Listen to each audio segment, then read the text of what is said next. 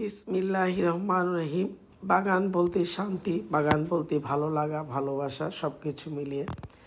তো বাগানে চলে আসলাম, একদম কচি লাউটা আমি পেরে নিলাম আমার বাগান থেকে। আমি আসলে অফ ডে চিন্তা করলে বাগানে লাউটা বাতি হয়ে যাবে, তাই জন্য পেরে কেটে নিলাম।